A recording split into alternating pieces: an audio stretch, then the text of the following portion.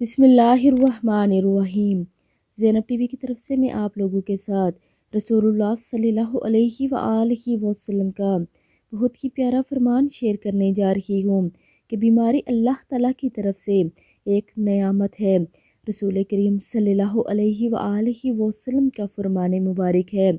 حضرت ابو ہریرہ رضی اللہ تعالیٰ عنہ فرماتے ہیں کہ نبی کریم صلی اللہ علیہ وآلہ وسلم نے ایک بیمار کی عیادت کی اور ابو ہریرہ رضی اللہ تعالیٰ عنہ آپ صلی اللہ علیہ وآلہ وسلم کے ساتھ تھے۔ اس مریض کو بخار تھا۔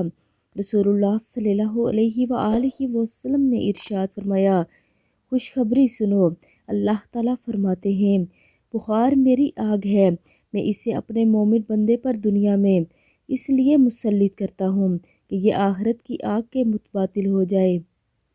آپ سب بھی ویڈیو کو آگے لازمی شیئر کریں۔ جزاک اللہ خیر۔